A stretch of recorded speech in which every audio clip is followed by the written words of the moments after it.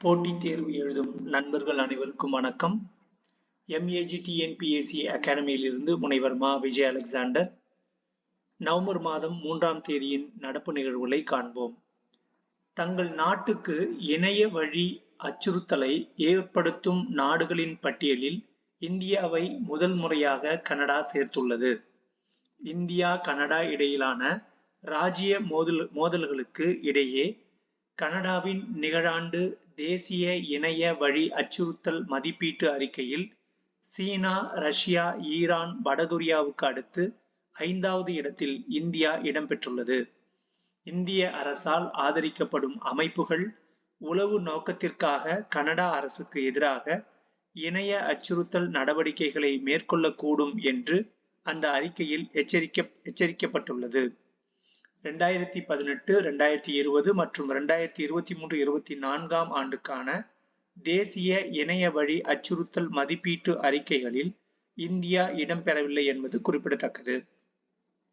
கொய்யா சாகுபடி செய்யப்பட்டுள்ள தோட்டத்தில் கோனேகீதஸ் பங்க்டி பெராலிஸ் என்ற பெயருடைய பூச்சி தாக்குதல் காணப்படும். பழுப்பு நிற தலையும் இளஞ்சிவப்பு உடலில் மெல்லிய ரோமங்களையும் கொண்டிருக்கும் தாய்ப்பூச்சி சிறியதாகவும் இறக்கைகளில் மஞ்சள் நிறத்துடனும் கருப்பு புள்ளிகளுடனும் காணப்படும். ஆண் பூச்சி உடம்பின் பின்பகுதியில் முடிவில் கருப்பு முடிகள் கொத்தாக காணப்படும். ஃபார்முலா 4 பந்தய கார்களின் வேகத்தை போன்று வாக்காளர் பட்டியலில் பெயர் சேர்க்க வேகம் காட்ட வேண்டும் என தமிழக தேர்தல் துறை கேட்டுக்கொண்டுள்ளது.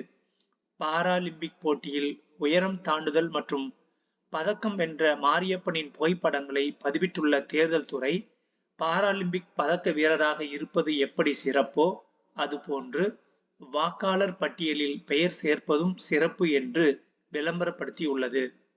ஆஸ்திரேலிய நாட்டில் நடைபெறவிருக்கும் காமன்வெல்த் பாராளுமன்ற பேரவை தலைவர்கள் மாநாட்டில் பேரவைத் தலைவர் மு. அப்பாவு, பேரவை செயலர் கி. சீனிவாசன் உள்ளிட்ட அதிகாரிகள் பங்கேற்க உள்ளனர். ஆஸ்திரேலியாவின் சிட்னி நகரில் 67வது காமன்வெல்த் பாராளுமன்ற மாநாடு நவம்பர் 5 முதல் 8ஆம் தேதி வரை நடைபெற உள்ளது. பள்ளி கல்வித்துறை சார்பில் புதிய பாரத எழுத்தறிவு திட்ட தேர்வு நவம்பர் 10ஆம் தேதி தமிழகம் முழுவதும் நடைபெற உள்ளது. தமிழகத்தில் 15 வயதுக்கு மேற்பட்ட எழுத படிக்க தெரியாதவருக்கு அடிப்படை எழுத்தறிவு கல்வி வழங்கிடும் வகையில் புதிய பாரத எழுத்தறிவு திட்டம் கடந்த 2022-23ஆம் ஆண்டு முதல் 38 மாவட்டங்களிலும் செயல்படுத்தப்பட்டு வருகிறது. பூனேவில் தேசிய தீ நுண்மி ஆய்வு நிறுவனம் உள்ளது. இந்தியா, அமெரிக்கா இடையிலான உடன்பாட்டின் கீழ் சட்டவிரோத குடியேற்றத்தை தடுக்க முடியும் என்று இந்திய வெளியுறவு அமைச்சகம் நம்பிக்கை தெரிவித்துள்ளது. ரஷ்யாவின் போருக்கு ஆதரவளிக்கும் வகையில் அதன் இராணுவத்துக்கு மேம்பட்ட தொழில்நுட்பம் மற்றும் உபகரணங்களை வழங்குவதற்காக 15 இந்திய நிறுவனங்கள் மீது அமெரிக்கா பொருளாதார தடை விதித்துள்ளது.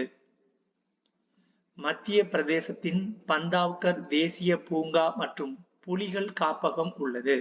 அங்கு 3 நாள்களில் 10 யானைகள் மர்மமான முறையில் உயிரிழந்தது தொடர்பாக உயர்நிலை விசாரணைக்கு முதல்வர் மோகன் யாதவ் உத்தரவிட்டுள்ளார். புத்த மதத்தினரால் ஆண்டுதோறும் கொண்டாடப்படும் பாரம்பரிய ராயல் கேத்னா விழாவில் பங்கேற்க சங்கியம் போங்சா இந்தியா வந்துள்ளார். அவருடன் ஜெய்சங்கர் ஆலோசனை நடத்தினார்.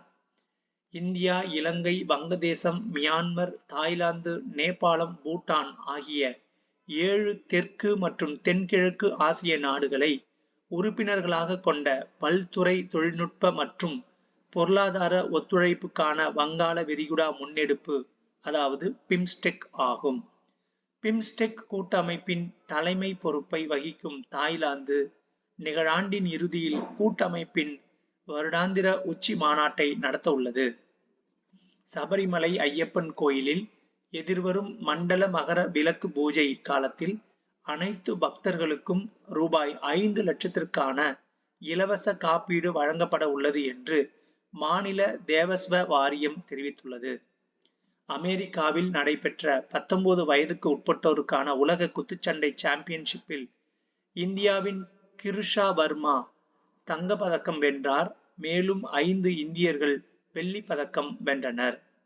பருவநிலை மாற்றத்தால் வரும் 2070ஆம் ஆண்டுக்குள் இந்தியா 24.7% மொத்த உள்நாட்டு உற்பத்தியை இழக்கும் எனவும், ஆசியா மற்றும் பசிபிக் 16.9% இழப்பை சந்திக்கும் எனவும் ஆசிய வளர்ச்சி வங்கி கணித்துள்ளது.